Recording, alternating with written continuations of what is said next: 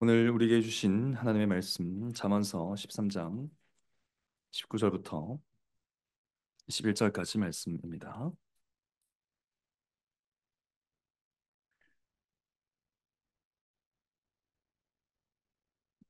잠언 13장 19절부터 21절까지 말씀.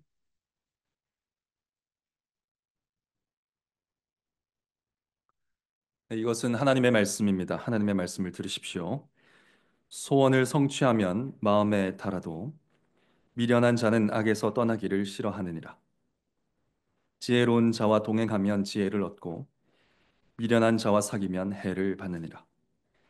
재앙은 죄인을 따르고 선한 보응은 의인에게 이르느니라. 아멘.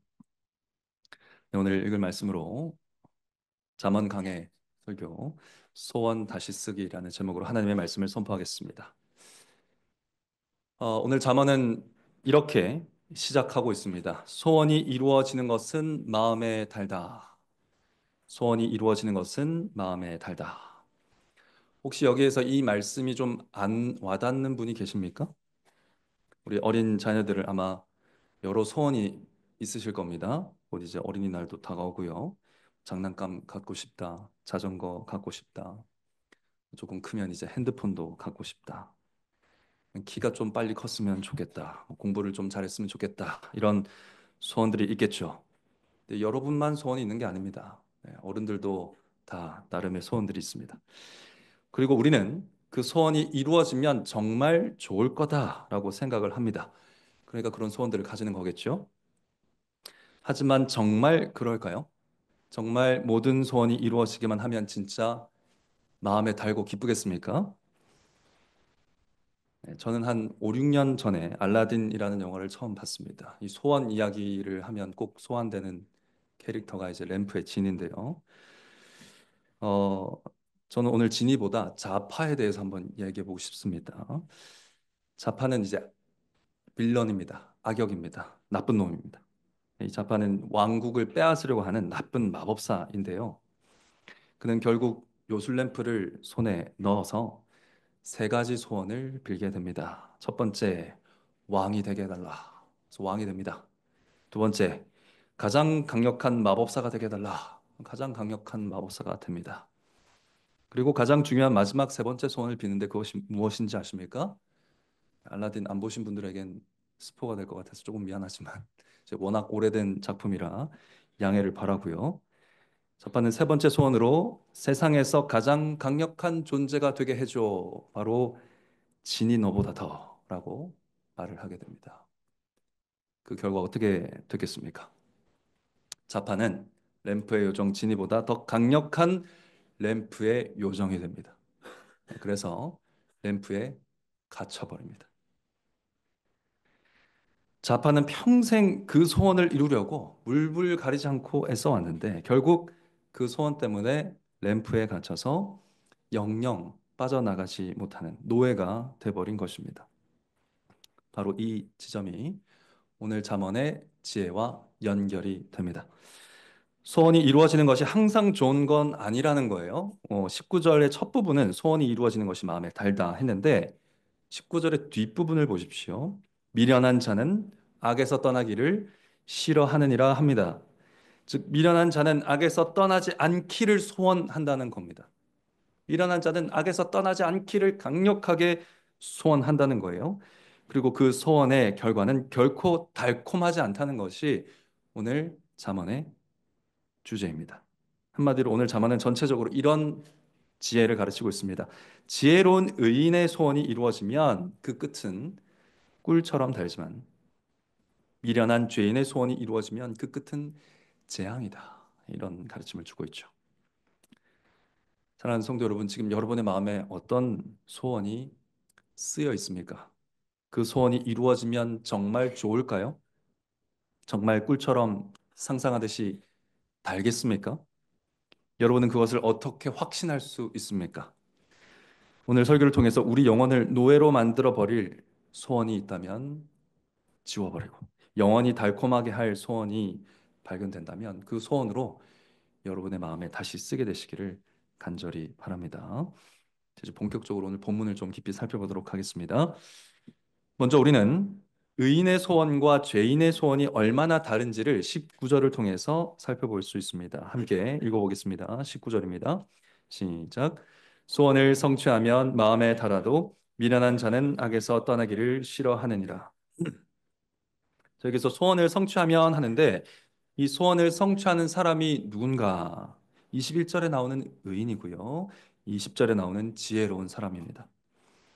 그러니까 지혜로운 의인이 소원을 성취하면 그 결과는 참으로 달다라는 것입니다. 하나님을 사랑하고 경외하고 싶어 하는 사람, 하나님의 뜻대로 하나님의 의를 이루며 바르게 살고 싶어 하는 사람, 이런 사람들이죠. 이런 사람들의 소원이 이루어지면 그것은 마음에 참 달다라는 것입니다. 이 마음이 달다는 것은 마음이 참 기쁘다는 거예요. 즐거움으로 가득해진다. 감사가 가득한 마음이 된다. 이런 뜻입니다. 그런데 미련한 사람, 다시 말해서 어리석은 죄인은 어떤 소원을 가지는가? 앞서 말했듯이 악에서 떠나지 않기를 소원한다라고 합니다. 악에서 떠나지 않기를 소원하는 마음 어떤 마음이겠습니까? 계속 내 욕심대로 하고 싶다. 계속 거짓말 안 들켰으면 좋겠다. 계속 내 뜻대로 하고 싶다. 계속 남보다 더 잘 되고 싶다. 이 마음에서 떠나지 않는 거예요. 이 소원을 딱 붙들고 사는 겁니다. 그 악에서 떠나지 않는 것이 바로 이런 사람입니다. 이런 사람은 소원을 이루어도 마음이 달지 않습니다. 겉으로는 소원대로 됐다고 껄껄 웃겠지만 마음에는 진정한 기쁨이 없다는 거죠. 심지어 이 소원은 그 사람을 망하게 한다라고 지금 이 잠언이 경고하고 있습니다. 우리 자녀들 한번 생각해 보십시오. 친구가 너무 갖고 싶은 장난감을 갖고 있어요. 그런데 어떤 소원을 품게 됐는가? 아, 저거 안 보고 있을 때 훔치면 내 거로 만들 수 있겠는데 라는 소원을 품게 됩니다. 그 소원이 이루어져요. 그럼 마음이 어떻게 되겠어요? 잠시 좋겠죠. 잠시 즐겁겠죠. 근데 그 마음이 달겠습니까? 곧 쓰디쓴 마음이 됩니다. 꿀이 아니라 독을 품은 마음처럼 불안해집니다. 엉망진창이 됩니다. 언제 들킬까? 어떤 벌을 받을까? 이런 마음으로 불안해지는 것이죠. 결국은 훔친 죄에 대해 벌을 받겠죠. 그러니까 이처럼 미련한 자는 악에 머물러 있기를 소원하다가 결국 재앙을 당하고 해를 당하고 벌을 받고 그 마음은 쓰디쓴 것으로 가득 차게 된다는 것입니다. 자, 이렇게 두 소원이 다른데 이 두 소원은 어떻게 형성되고 이루어져 가는지를 20절이 알려주거든요. 20절 한번 읽어보겠습니다. 시작. 지혜로운 자와 동행하면 지혜를 얻고 미련한 자와 사귀면 해를 받느니라. 그러니까 쉽게 말해서 함께 지내는 사람들의 영향을 많이 받는다는 거예요. 우리 소원이라는 게. 그렇죠. 여러분이 어떤 집단에 들어가 있느냐에 따라서 내 아이를 학원에 보낼지, 집에서 공부시킬지, 어떤 유치원을 보낼지 이런 막 결정이 됩니다. 누구와 관계하느냐에 따라서. 소원은 물들면서 자라갑니다. 여러분 금묵자흑이라는 말 아시죠? 금묵자흑 아십니까? 네, 우리 초등 아세요? 네, 서준이 똑똑하네요. 네. 금묵자흑 뭡니까? 네, 먹을 가까이 하면 어떻게 된다? 그 사람이 점점 새카매진다 이런 뜻입니다. 그 지혜로운 사람과 함께 지내면 나의 소원도 그 지혜로 물들어간다는 거예요. 여기서 잠언이 말하는 지혜는 하나님을 경외하는 것을 뜻하는데 그러니까 하나님을 경외하는 사람들하고 같이 지내다 보면 우리 소원이 어떻게 된다? 하나님을 경외하고 하나님을 사랑하고 하나님과 어떻게 하면 더 관계를 깊게 가질까, 교제할까 이런 소원으로 더 강력해진다는 것입니다. 반대로 악한 소원을 가진 사람들과 계속 사귀다 보면 어떻게 된다? 그들의 악에 물들게 된다는 겁니다. 여기서 사귄다라는 표현을 쓰는데 이 사귄다라는 말은 동반자가 된다는 뜻이에요. 동반자가 된다. 그러니까 미련한 자들에게 동반자는 뭐라는가? 관심을 가지고요. 미련한 자들, 죄인들, 악인들의 소원을 보살피고요. 그들과 친하게 지냅니다. 그러는 가운데 와, 나도 이 사람들처럼 악을 떠나지 않아도 잘 살 수 있겠구나. 성공할 수 있겠구나. 배부를 수 있겠구나라는 소원이 점점 더 커지게 되는 겁니다. 결국 두 소원은 이렇게 커져 가다가 결국은 어떤 열매를 맺습니다. 21절에 그 열매가 나오는데 함께 읽어보겠습니다. 시작. 재앙은 죄인을 따르고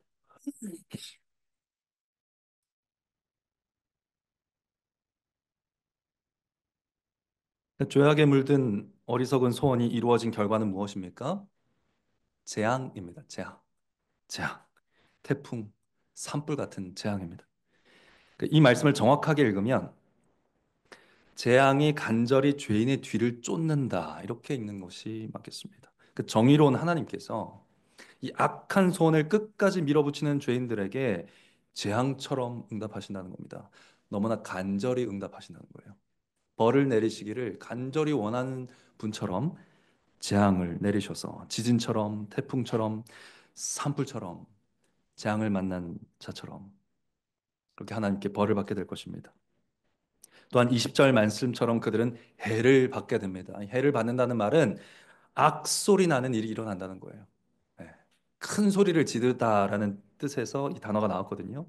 그러니까 부서지고 망가지고 찢겨지고 악소리 나는 재앙 가운데 큰 해를 당한다. 이런 말입니다. 반대로 의인은 그들의 소원대로 선한 보상을 받는다라고 하지요.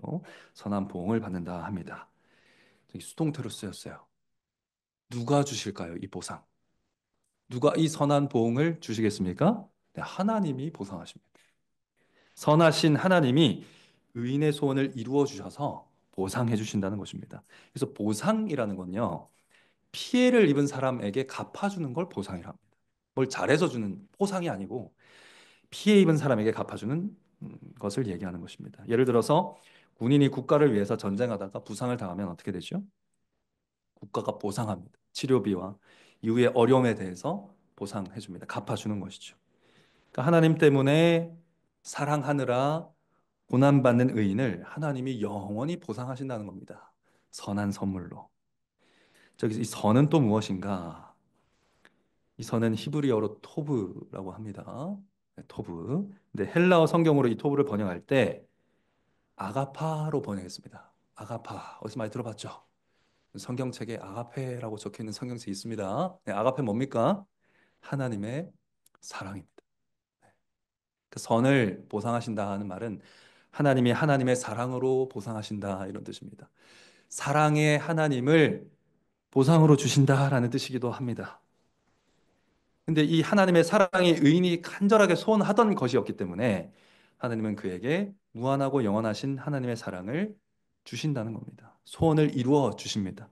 하나님의 사랑을 받게 하시고 하나님의 사랑을 나누게 하시고 하나님의 사랑으로 살아가게 하십니다. 그러니까 그 의인의 마음이 어떻게 되겠습니까? 달고 기쁘게 된다는 것이죠. 자, 따라서 마음의 영원한 기쁨을 가지고 싶다면 어떻게 살라고 지금 오늘 잠언이 말하고 있는 겁니까? 어떻게 살아라? 하나님의 사랑을 소원하면서 하나님의 사랑을 받기를 주기를 나누기를 소원하면서 악에서 떠나고 의인들과 함께 고난받으며 살아라. 이렇게 오늘 잠언이 가르치고 있습니다. 자, 이것이 오늘 잠언의 지혜입니다. 사랑하는 성도 여러분, 바로 이렇게 사시면 되겠습니다. 이 지혜를 알았으니 이렇게 사시면 되겠습니다. 그런데 우리 삶을 돌아보면 문제가 좀 있죠. 우리가 여전히 악에 계속 머물고 싶어 하는 마음이 존재한다는 겁니다. 우리가 여전히 악에 머물러 있기를 소원하는 죄인이라는 것이죠. 육체의 소욕이 우리 안에서 발견된다는 것입니다. 물론 우리가 교회에 있죠. 네, 신앙생활 합니다. 그리스도인이라고 불립니다. 그렇기 때문에 대놓고 악한 소원을 막 품지는 않아요. 우리 중에 그런 분 아무도 없을 거라고 생각합니다. 그러나 교묘하게, 교묘하게 악을 계속 소원하는 모습이 우리 안에서 여전히 발견되지 않습니까? 두 가지 모습 한번 제시해 드릴 테니까 생각해 보십시오. 먼저 이런 모습이 발견되지 않는가? 조금만 조금만 하면서 어리석은 소원을 하나도 포기하지 않는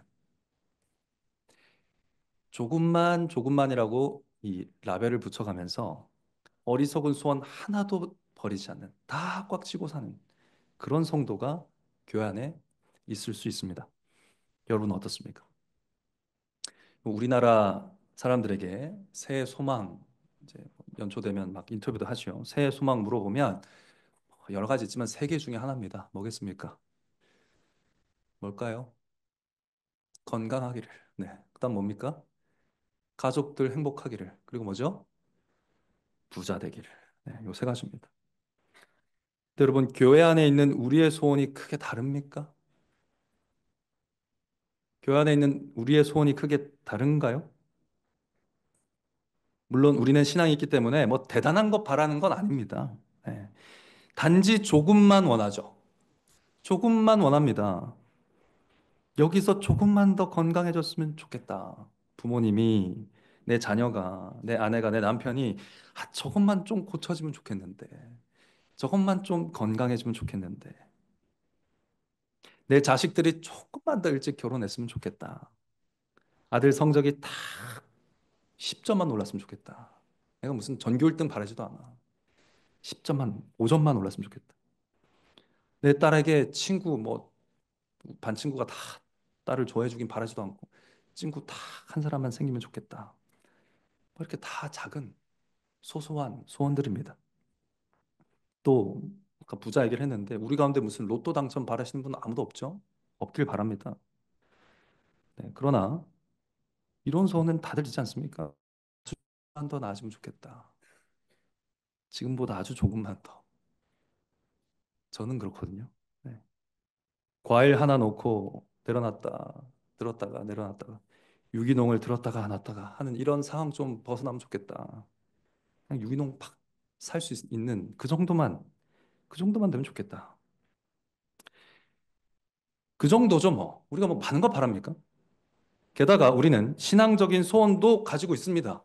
네, 우리가 늘 그런 건 아니지만 좀 거룩해지기를 원하죠. 좀뭐 사랑하게 되기를 기도할 때도 있고, 네, 아내를 사랑하기를, 아내를 연약한 그릇으로 대하기를, 남편을 존경하기를 원할 때도 있지 않습니까? 그러니까 이런 여러 소원을 다 가지고 있으니까 우리가 무슨 문제가 있나 이런 생각을 하게 된다는 겁니다. 근데 성도 여러분, 문제는 뭘까요? 문제는 순서입니다. 순서. 그러니까 조금이라고 다 라벨은 붙여놨어요. 다 조금이에요. 근데 순서는 대한민국 사람들과 우리 교회 안에 있는 사람들이 다르지 않다는 겁니다. 그 작은 소원들이 다 하나님에 대한 소원을 이겨요. 그 작다고 하는 소원들이 다 하나님을 향한 소원을 이겨버립니다. 그래서 그 작은 소원들을 이루기 위해서 하나님을 향한 소원은 다 미뤄요. 그 조금이 아니죠. 사실은. 조금이라고 라벨만 붙여놨지 조금이 아니에요. 교회에 대한 소원, 교회로서 가져야 될 소원은 조금 나중으로 자꾸 미룹니다. 성도로서 소원해야 될 일들도 조금 있다가 좀 상황 좋아지면 계속 뒤로 미룹니다. 결국 조금만 다 떼고 내 삶의 중요한 소원 순서대로 쭉 나열해 놓으면 대한민국 새해 소망 순서와 별반 다르지 않더라. 네. 통계 자료 한번 찾아보십시오. 그렇다고 나옵니다. 네. 즉, 조금만으로 포장을 하고 있긴 하지만 사실은 악한 자들 가운데 계속 머물러 있는 것과 다르지 않은 그런 우리의 모습들이 아닌가 하게 된다는 거죠. 우리가 거듭났다고 하는데 나의 소원은 거듭났을까요? 한번 돌아보시기 바랍니다. 근데 이런 성도들과 정반대에 있는 성도들도 있습니다. 근데 그들도 문제입니다. 이 성도들은 아무것도 소원하지 않습니다. 그리고 이런 성향은 교회 아주 오래 계신 분들에게서 잘 나타나는 현상입니다. 저처럼 모태신앙인들 아무것도 소원하지 않아요. 아무것도. 건강이나 돈이나 육신적인 소원도 없지만 딱히 영적인 소원도 없어요. 그냥 성도로서 아무것도 원하지 않습니다. 마치 한 달란트 받아서 땅에 딱 묻어버리고 주인 오는 거 기다리는 종처럼 신앙이 딱 정체돼 있어요. 정체시켜 놓습니다. 이런 유형은 주일에 안식해야 되니까 TV도 안 보고요. 교회 지침에 따라서 식당도 안 가요. 그런데 기도도 안 해요. 말씀도 안 봅니다. 아무런 소원이 없어요. 딱 필수적인 딱 필수적인 의무만 합니다. 예배 출석하고요. 수요 기도에 참석합니다. 하라는 거 해요. 그런데 다 거기까지만 합니다. 네. 더 깊이 사랑하고 섬길 의욕이 없어요. 천국에서 안 쫓겨날 정도로만 아슬아슬한 라인을 밟으면서 신앙생활을 한다라는 것입니다. 그저 무기력하게 삽니다. 동시에 이런 분들의 특징은 뭐냐면 이 소원을 가지고 움직이는 성도들을 불편하게 생각합니다. 비난해요. 아유, 뭐 저렇게 잘나가지고 뭐 저렇게 애를 쓰나. 마치 안식일에 병을 고치신 예수님을 비판하던 바리새인처럼 뭐 저렇게까지 그냥 가만히 좀 있지. 가만히 있는 나는 생각을 안 하나? 이런 마음으로 비판합니다.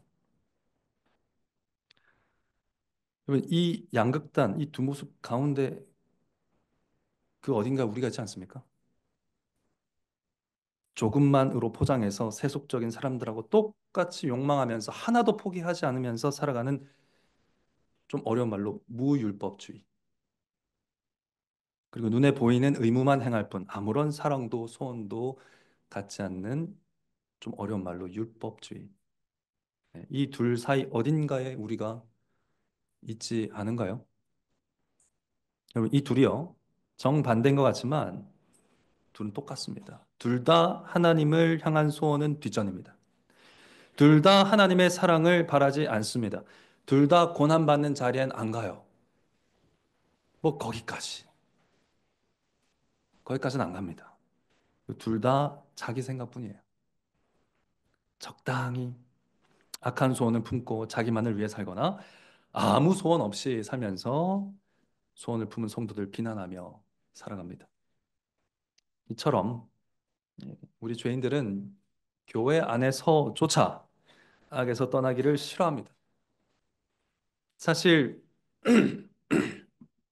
이 모든 문제는 아담과 하와 때부터 시작했습니다. 하와는 선악과를 보고 소원을 품었습니다. 먹으면 하나님처럼 지혜로워질까? 하나님처럼 될 수 있을 것 같이 탐스러워 보여서 먹으려고 합니다. 하나님께서 먹지 말라, 즉 그것을 먹는 것은 악이다라고 분명하게 말씀하셨지만 하와는 그 말씀보다 자기 소원을 앞세우면서 결국 선악과를 먹습니다. 내 원함, 내 소원, 내 좋아하는 것. 선악과를 먹지 말라는 하나님의 율법을 버리면서 그렇게 내가 좋아하는 것들을 선택한 것이죠. 이것이 바로 무율법주의입니다. 근데 아담은요, 아무 말도 안 합니다. 무기력하게 있습니다. 그냥 하와가 주니까 그냥 받아 먹습니다. 그리고 나중에 뭐라 합니까? 이 아담의 말이 가관이지요. 하나님이 주신 그 여자가 먹으라 해서 먹었습니다. 그러니까 내가 먹긴 먹었는데 왜 먹었다고 합니까? 하나님이 주신 그 여자가 먹으라 해서 먹었다. 누구 책임이다? 제 책임 아니에요, 하나님. 하나님이 내게 보내신 그가 줘서 먹었으니까 전 가만히 있었어요. 저 아무 말도 안 했어요. 저는 안 따먹었어요. 하나님이 두신 자가 먹으라 해서 먹었습니다. 그러면서 하와에게 하나님께 책임을 다 전가시키죠. 아무 의욕도 소망도 없는 율법주의자. 태초에 무율법주의자와 율법주의자가 있었습니다. 이 다르게 보이는 두 사람은 결국 똑같은 죄를 지은 겁니다. 하나님을 향한 소원을 자기 자신에게로 돌려버린 겁니다. 하나님이 내 삶의 주인이야라고 그 영혼에 써 있었습니다. 그 마음에 써 있었습니다. 그런데 그 하나님을 지우고 내가 내 삶의 주인이 될 거야. 내 마음대로 할 거야. 라고 고쳐 써버린 겁니다. 그 결과 어떻게 됐습니까? 내가 너도, 즉 다른 인간도 내 뜻대로 다스릴 거야. 이것이 모든 싸움의 원인이 아닙니까? 내가 하나님도 내 뜻대로 다스리는데 너도 내 뜻대로 다스릴 거야. 이 마음을 푸는 데까지 나가버렸습니다. 이것이 첫 번째 죄였고요. 이것이 지금 우리의 죄입니다. 그래서 우리가 우리 자신의 힘만으로는 하나님을 소원하지 못합니다. 하나님의 사랑을 바라지도 못합니다. 원치 않아요, 우리가 그 사랑을. 악에서 떠나기 싫어하게 되었습니다. 그 결과 우리는 영원한 해를 받고 재앙 가운데 죽게 된 거죠. 사랑하는 성도 여러분, 그러나 이 비참한 이 재앙을 만난 이 산불 가운데 갇힌 죄인들을 위해서 하나님은 무슨 일을 하셨습니까? 하나님의 아들 예수 그리스도를 보내셨지요. 이 보냄 받으신 예수님은 뭘 하셨습니까? 오늘 잠언에 따르면 가장 어리석은 선택을 하셨죠. 여러분, 지혜이신 하나님께서, 예수님이 지혜이시거든요. 지혜이신 예수 그리스도께서 오셔서 한 일이 뭐냐?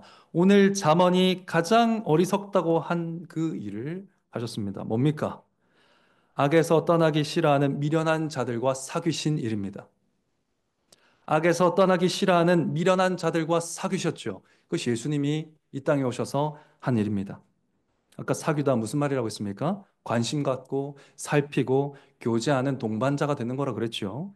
예수님이 딱 죄인들에게 그렇게 하셨습니다. 죄인들에게 관심 가지고 미련한 자들을 살피시고 악에서 떠나기 싫어하는 자들과 교제하며 사셨습니다. 예수님 별명이 뭐였습니까? 세리와 죄인들의 친구, 세리와 죄인들의 동반자, 저 세리와 사귀는 자.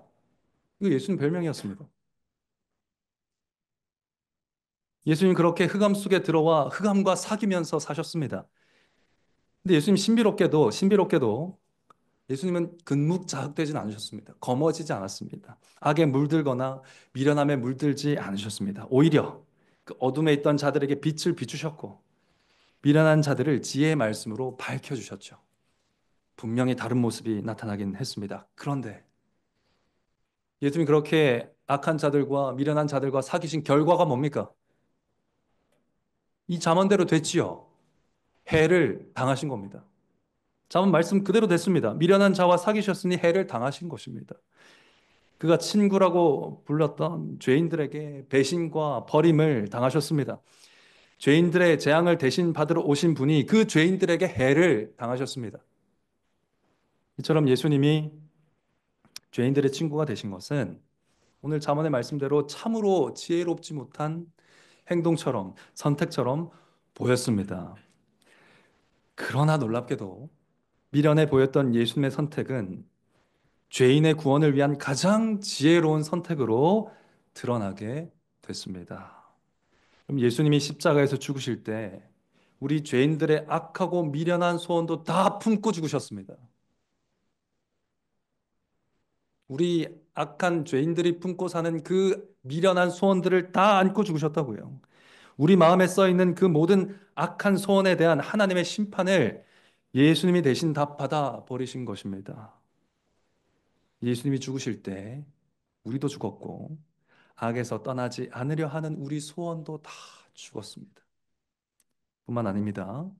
죽음에서 부활하신 예수님은 우리 마음에 새로운 소원을 쓰실 분을 보내주셨습니다. 누굽니까? 성령님이시죠. 예수님이 그 피로 구속하신 사람들에게는 성령님이 오셔서 그 마음속에 예수님의 소원을 다 다시 써내려가고 계십니다. 성령님께서 신자의 마음에 예수님의 소원을 다시 쓰기 하고 계시다는 겁니다. 소원 다시 쓰기 하고 계시다는 것이죠. 하나님의 사랑을 가장 기뻐하고 원하시는 그 예수님의 소원을 우리의 소원이 되게끔 예수님이 열망했던 것을 우리도 열망하게끔 그 소원을 신자의 마음에 써내려가고 계시다는 것입니다. 그렇게 드디어 우리가 영원히 마음에 꿀같이 달달한 소원을 품을 수 있게 된 거죠. 그 소원을 품을 수 없던 자들이, 영원히 품을 수 없던 자들이 이 꿀같이 단 소원을 품을 수 있게 된 것입니다. 지금도, 오늘도 성령님께서 이 말씀으로 예수님의 소원을 우리 마음에 새기시면서 우리를 하나님의 형상으로 빚어가지고 계십니다. 그러므로 사랑하는 성도 여러분, 오늘 성령님께서 이 잠언 말씀을 통해서 우리가 무엇을 소원하기 원하시는지를 한번 생각해보고 설교를 마치겠습니다. 성령님은 말씀을 통해서 오늘 어떤 예수님의 소원을 우리에게 알려주고 계십니까? 첫째, 악에서 떠나고 싶은 소원입니다. 19절이죠. 악에서 떠나고 싶은 소원. 여러분은 모든 악을 끊어버리고 싶다는 소원이 있습니까? 여러분 안에 계신 성령님은 그 소원이 있습니다. 그 소원을 쓰고 계십니다. 그 소원을 품고 우리 마음에 그 소원을 새기고 계십니다. 그러니 여러분, 이제는 그냥 조금인데 어때? 다들 하는데 어때? 하는 핑계를 그치게 해달라고 여러분도 기도하십시오. 그 성령님의 소원을 따라서. 계속 육체의 욕망에 머물러 살지 않게 해달라고 기도하시기 바랍니다. 하나도 안 놀래 하는 이 욕심을 죽여달라고. 이미 죽었으니까. 이미 십자가에서 없애버리셨으니까 성령의 소욕을 따르게 해달라고 기도하시기 바랍니다. 건강, 가족, 돈에 대한 소원 뭐 있을 수 있죠. 그러나 육체적인 위안이나 물질적인 필요에 대한 소원이 내 삶을 막 이끌어 가게 내버려 두시면 안 됩니다. 소원의 순서를 명확하게 하십시오. 소원의 순서를. 하나님의 나라와 의, 즉 하나님과 바른 관계 속에서 하나님의 다스림을 받으면서 사는 것을 최우선 소원으로 둘 수 있도록 기도하시고 이에 맞지 않는 모든 악을 제거하고 싶다는 소원을 품으시고 기도하시기 바랍니다. 이제 더 이상 조금만 속이면 조금만 입 닫고 있으면 넘어가겠는데 조금만 욕심 부리면 큰 이득을 보겠는데 한 번만 화내면 내 뜻대로 되겠는데 하면서 이번만 조금만 잠시만 잠깐만 이런 핑계 대시면서 더 큰 죄악으로 계속 나아가지 말라는 것입니다. 그 죄악 가운데 머물러 있지 마십시오. 떠나려는 소원을 품으십시오.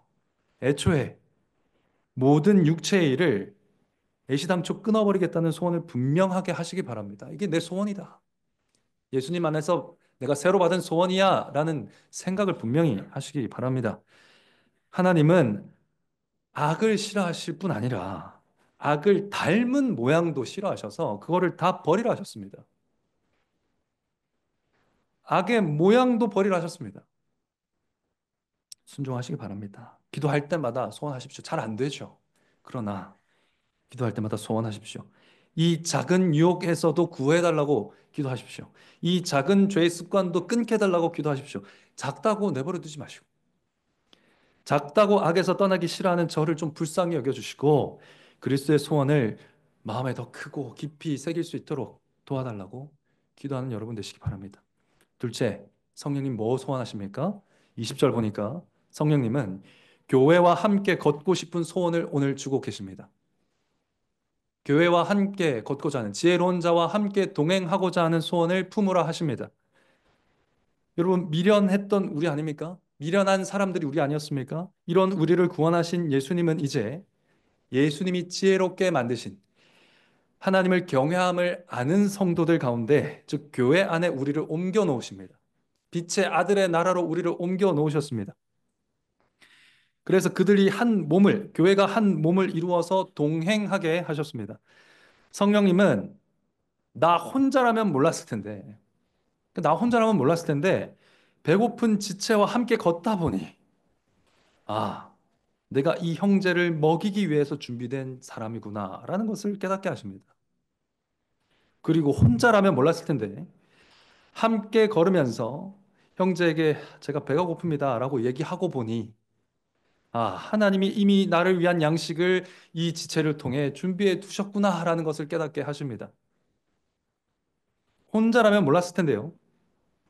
슬퍼하는 지체와 함께 걷다 보니 아, 하나님이 나에게 위로의 능력을 주셨구나라는 것을 깨닫게 됩니다. 또 함께 걸으면서 슬프다고 이야기하다 보니 이 지체를 통해 애통하는 자를 위한 훨씬 큰 위로를 하나님이 준비해 두셨구나라는 것을 알게 되는 거죠. 혼자라면 모를 일이 함께 걷다 보면 알게 되는 겁니다. 뭘 알게 됩니까? 아가페죠. 아가페. 교회와 함께 걷다 보면 깨닫게 되는 건 바로 하나님의 사랑입니다. 주 경외하는 지혜를 알게 하시고 그 소원을 더 크게 가지게 하십니다. 그러므로 성도 여러분, 지금부터요, 오늘부터 성도로서 무기력하게 뒤로 물러나 있지 마십시오. 무기력하게 뒤로 물러나 있지 마십시오. 아무 소원 없는 사람처럼. 저에게 하는 말이기도 합니다. 아무 의욕 없는 사람처럼 살지 마십시다. 교회에서 시키는 필수적인 건 다 하고 있다는 율법적인 핑계 이제 그만 대고요. 그 핑계에 숨지 마시고 살아갑시다. 그럼 그거는요, 다른 지체들에게도 해롭지만 누구에게 제일 해롭겠습니까? 자기 자신한테 제일 해롭습니다. 자기 자신한테 제일 해롭습니다. 자꾸 뒤로 물러서려 하는 저를 하나님 좀 불쌍히 여겨주시고 소원이 불일 듯 일어나게 해주셔서 교회와 함께 걷고자 하는 그 소원이 더욱 내 삶을 가득 채우게 해주시기를 간절히 기도하는 여러분 되시기를 간절히 바랍니다. 끝으로 성령님은 21절에 보니까 어떤 소원을 주고자 하십니까? 하나님의 사랑을 가장 소원하는 의의 보응을 가장 소원하는 선한 보응을 가장 소원하는 마음을 주십니다. 성령님은 말씀으로 하나님의 사랑이 얼마나 큰지를 알려주시면서 그 사랑을 가장 소원하게 하십니다. 무엇보다 하나님을 더 알고 싶다는 마음으로 핸드폰을 닫고 성경을 펴게 하십니다. 사람들의 칭찬보다 아들아, 딸아 부르시는 하나님의 음성을 더 기뻐하는 마음 주셔서 기도의 자리, 경건의 시간을 만들어내게 하십니다. 만들어내게 하십니다. 나의 성공보다 하나님의 영광을 더 기뻐하는 마음을 주시면서 아무도 모르게 선을 행하게 하십니다. 하나님의 사랑을 아는 자로서, 하나님의 이 크신 사랑을 아는 자로서 이 사랑을 알지 못하고 죽어가는 사람들에 대한 안타까운 마음을 가지고 기도하고 싶은 소원도 주십니다. 무시와 멸시를 당한다 할지라도 용기 내서 복음도 전하고 싶은 마음도 주십니다. 그 크신 하나님의 사랑을 알게 될수록 우리 삶은 더 교회답게, 더 성도답게 변화되는 것이죠. 그 사랑을 받고 싶다. 그 사랑을 주고 싶다. 그 사랑을 좀 나누고 싶다. 그 사랑을 흘려보내고 싶다. 이런 소원들로 우리 삶이 가득 채워지게 될 때 교회는 교회다워질 것이고요. 성도는 성도다워질 것입니다. 이 위대한 소원을 가지도록 우리가 교회로 부름받았습니다. 그 크신 하나님의 사랑을 알도록 저와 여러분이 부름받았습니다. 굉장한 영광입니다, 여러분. 무기력하게 가만히 있을 만한 소원이 아니라고요. 그런 부르심이 아닙니다. 그럼 과연 하나님은 우리가 이런 원대한 소원을 가질 만한 분이지 않습니까? 모든 사람에게 그 크신 사랑, 하나님의 사랑을 전하고 싶은 소원 가질 만한 분 아닙니까? 우리만 알고 있으면 됩니까? 그렇게 살아도 될까요? 그만한 그런 사랑, 그런 분입니까? 아니기를 깨닫게 해달라고 기도합시다. 우리 영혼의 가장 달콤한 소원을 품게 해주신 하나님, 이 소원이 더 커질 수 있도록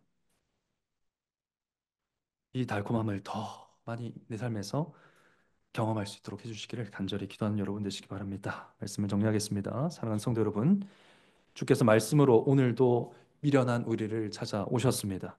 그러니 이제 조금만 하면서 세상과 교회 양발 걸치고 사는 삶을 끝내버리시기 바랍니다.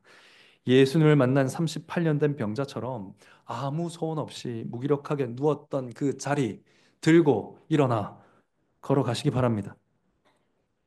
그렇게 오늘 쓰여진 그리스도의 소원을 가슴에 품고 교회와 함께 동행하면서 그 소원을 이루어가는 성도들 되시기를 성부와 성자와 성령의 이름으로 간절히 축원합니다.